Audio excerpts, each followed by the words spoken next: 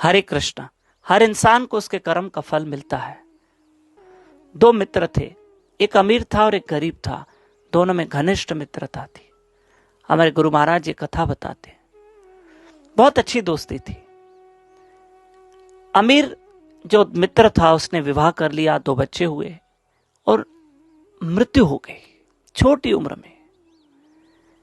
और जो गरीब मित्र था उसके मन में खोट आ गई, क्यों न जो मेरा अमीर मित्र है जो मर गया है, क्यों न मैं उसकी सारी प्रॉपर्टी हड़प लूं।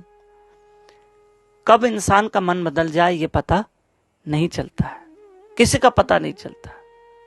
कब कौन अपना पराया बन जाए पता नहीं चलता। जो लोग थाली में खाते हैं कभी कभी वही छेद करते हैं, आपने कहावत सुनी है, ठीक है। अब अमीर की तो मृत्यु हो गई और गरीब ने सोचा क्यों ना मैं अमीर की सारी प्रॉपर्टी हड़प लूं।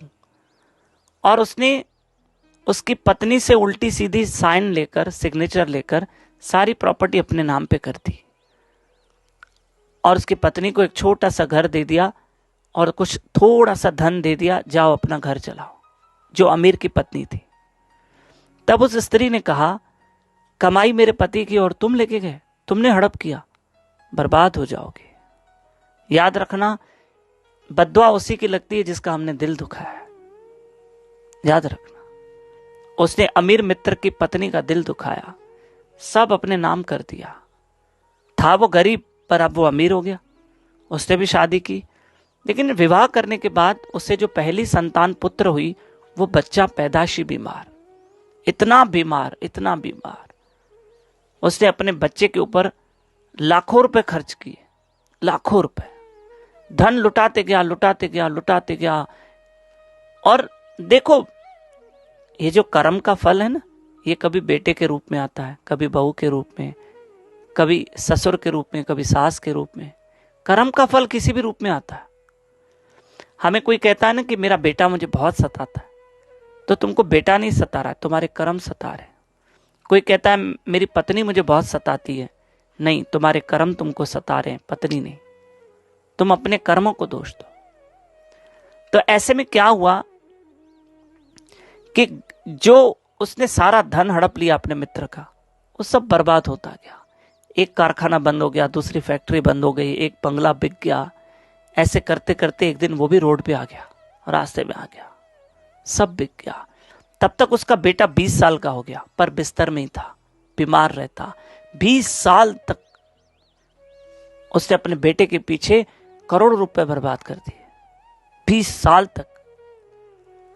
एक दिन बेटे की तबीयत बहुत खराब हो गई और उसने अपने पिता को बुलाया। पता है पिता से क्या कहा? पिताजी, एक बात कहूं, मैं आपका कोई बेटा नहीं हूं, मैं आपके कर्म का फल हूं।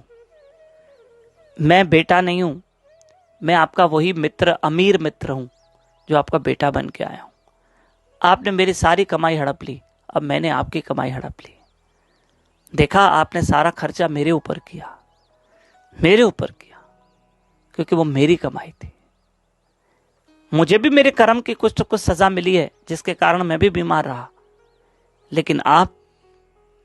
लेकिन आपने मुझे बहुत लूटा।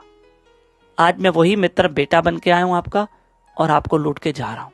और इसी वक्त बेटे की मृत्यु हो गई, जबकि वो उस गरीब मित्र का बेटा नहीं था, वो तो उसी का दोस्त था जो बेटा बन के आया था, और उसको उसके कर्म का फल मिला। जो गरीब मित्र झोंपड़े में रहता था, फिर से झोंपड़े में आ गया। कोई लाख करे चतुराई, कर्म का लेख मिटे न रे भाई। एक रिक्वेस्ट कर रहा हूं, इसलिए सोच समझ के हम कर्म करें। याद रखना, इतने बुरे कर्म भी मत करें कि भगवान भी माफ न करे। भगवान भी कहे अब तुम्हें माफ नहीं करूंगा, तुम्हारे इतने पाप कर्मों का घड़ा भर चुका है। ये सावधान रहना, और ये कथा प्लीज आगे फॉरवर्ड करना। 9284826810 इस नंबर पे अपना और अपने शहर का नाम लिख के भेजें, हमारे साथ कथा में जुड़ें।